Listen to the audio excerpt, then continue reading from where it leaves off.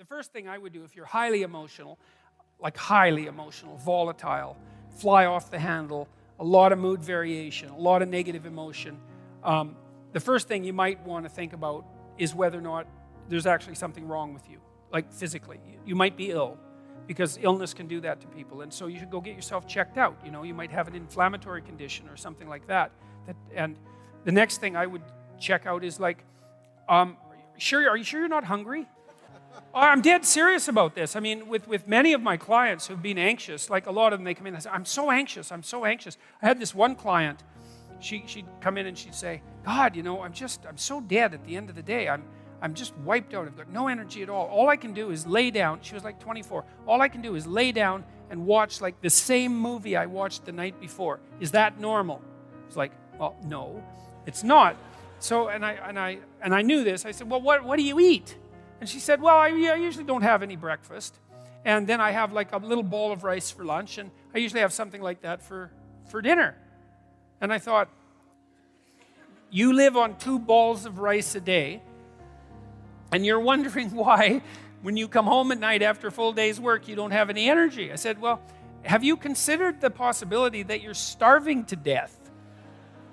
So, you know, we talked about this. I said, you can't live like that. That's not going to work. How about let's try this for a week? You do this with therapy. You do experiments if you're a behavioral therapist. It's like, you got to come to an agreement with the person. It's like, look, is there some other things you'd eat other than rice?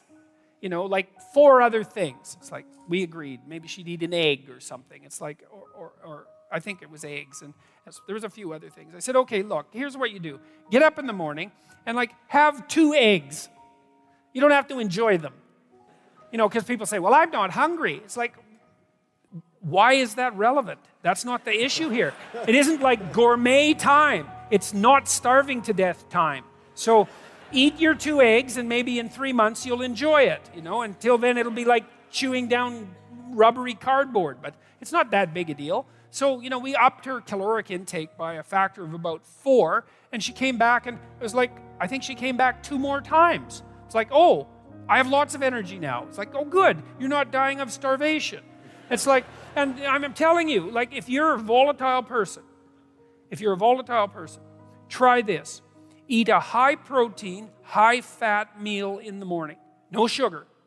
And a big one. Like have a steak. Have something solid. And doesn't matter if you like it.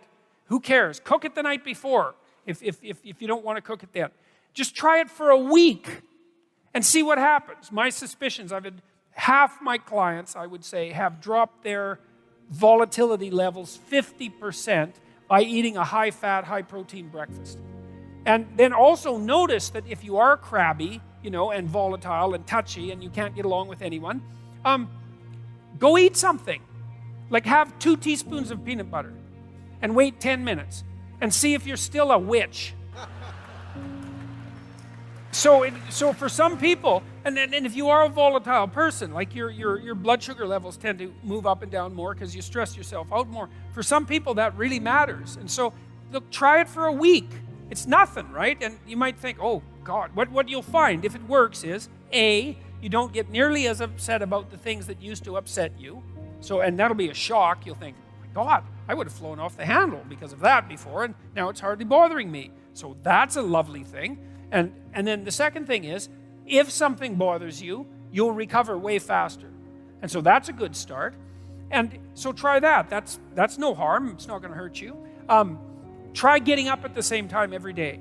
That's really important. If your sleep-wake cycle is not regular and you're a volatile person, say biochemically, genetically, having a sleep-wake cycle that's dysregulated is going to be very hard on you. So it doesn't matter quite as much when you go to bed, although it would be good to regularize that too, but at least pick a time. You can pick whatever time you want. Like I would recommend like 8 o'clock or 7:30 because that's what normal people do. And unless you have a really good reason not to be a normal person, you should start by trying to be a normal person if you're being an abnormal person. So try to get up at the same time and try that. You can combine that with eating and see, like my suspicions are 50% improvement virtually immediately with that. And then if that doesn't work, well, then there are more serious things that you can consider.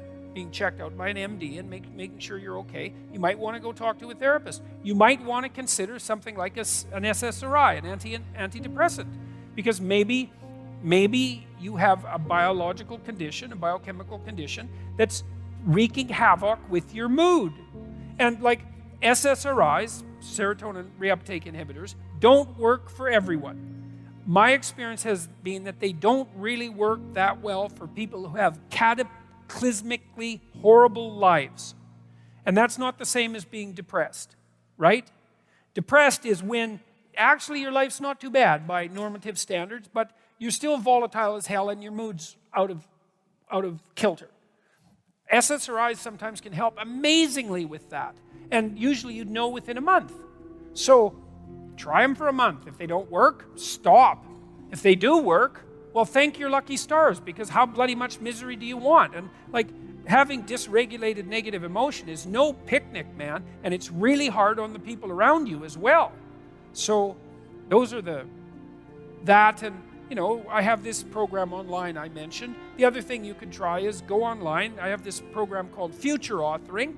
You can do the past authoring program and bring yourself up to date, but Future Authoring is a program that helps you make a plan for your life.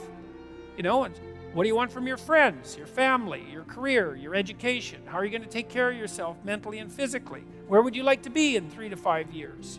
How are you going to regulate temptation, drug and alcohol use, and that sort of thing, you know? Keep yourself out of trouble. And how are you going to stop yourself from deteriorating to where you could deteriorate if you weren't careful? You can do a credible job of the program in an hour and a half.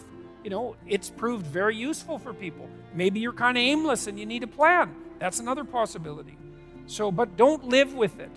You know, there's lots of things you can try. Sleep, that might be number 1.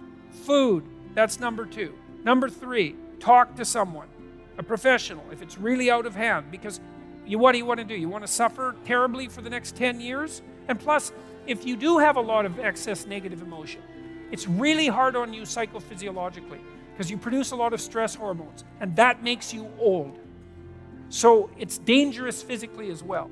So, and it's hard on your brain. So if you can get it fixed, fix it. And if it has to be medication, then look, man, you're going to be taking medication at some point in your damn life, you know, because you're going to get sick. And my observation of people has been that everybody gets sick. And then what happens? Well, this is eliminating random luck. Some people get sick, and then they do everything they can to not be sick, including taking medication, doing whatever they have to, and some of them get better. And others they don't deal with it. And usually they don't get better. So you swallow your pride and you think, oh yeah, I should be able to handle my problems myself. It's like, yeah, well, maybe you should. But maybe, you know, if you're really depressed and you don't take an SSRI, then one day you jump off a building, and that's pretty much the end of you helping yourself. And so, you know, you can take the drug, hopefully it'll help you out. You can get your life back in order if you're fortunate. Then you can go off it. You can taper off it. They're relatively harmless. Weight gain's a problem. Some suppression of sexual function, that's a problem. You know, so they're not without risk, but neither is anything else. So those are relatively straightforward things that you can do that have a high probability of working.